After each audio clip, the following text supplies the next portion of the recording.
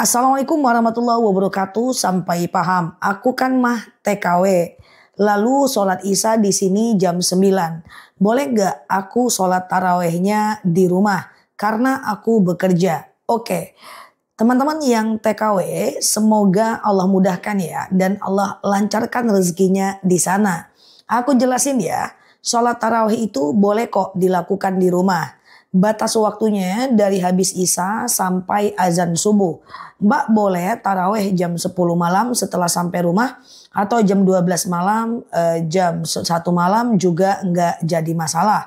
Nah caranya Mbak boleh 8 rakaat aja kok. Jadi 2, 2, 2, 2. Totalnya 4 kali salam ya. Sengaja aku sholat taraweh 2 rakaat sunnah atasku karena Allah.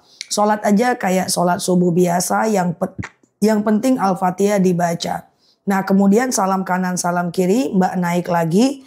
Sengaja aku sholat taraweh 2 rakaat sunnah atasku karena Allah. Jadi kayak caranya sama kayak sholat subuh aja. 2, 2, 2, 2. Nah nanti doa dan zikirnya boleh setelah selesai semuanya juga nggak apa-apa.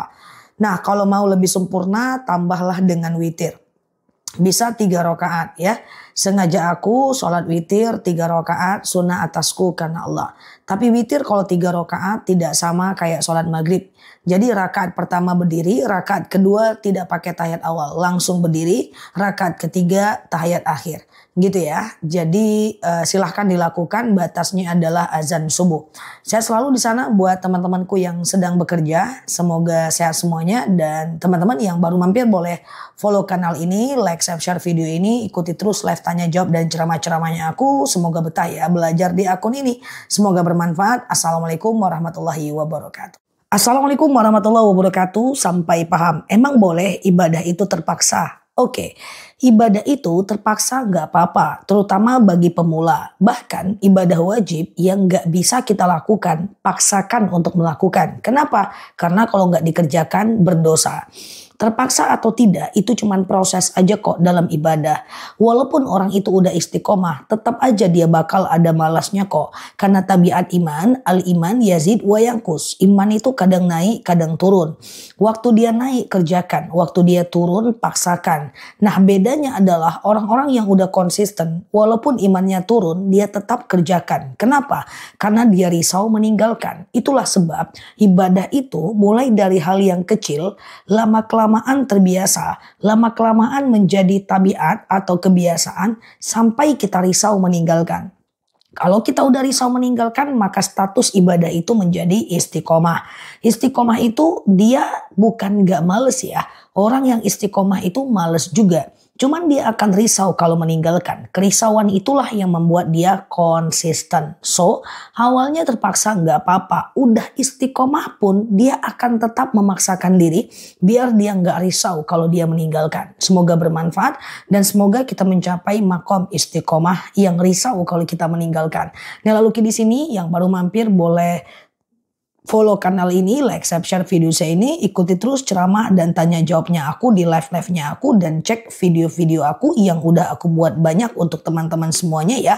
Dan semoga betah belajar di akun ini. Lalu di sini, Assalamualaikum warahmatullahi wabarakatuh. Assalamualaikum warahmatullahi wabarakatuh. Sampai paham. Apakah berdosa istri bekerja sendiri untuk memenuhi kebutuhan keluarga karena kekurangan? Oke. Fatimah radhiyallahu anha adalah istri dari Ali bin Abi Thalib, anak dari Rasulullah. Itu seumur hidup membantu keuangan keluarga dengan bekerja untuk menghidupi anak-anaknya. Tapi jangan skip dulu video ini karena takut gagal paham ya. Jadi perempuan itu dibolehkan bekerja untuk memenuhi keuangan keluarga jika merasa kurang dan jika suaminya mengizinkan. Itu konsep yang pertama. Yang kedua, jika suaminya tidak kurang, lalu istrinya tetap ingin bekerja, hukumnya mubah, boleh jika suaminya masih mengizinkan. Oke? Nah, sekarang adalah kasus yang ketiga. Suaminya tidak menafkahi. Artinya, kalau kasus pertama dan kasus kedua tadi, suaminya menafkahi dan kurang. Boleh bekerja kalau suami mengizinkan.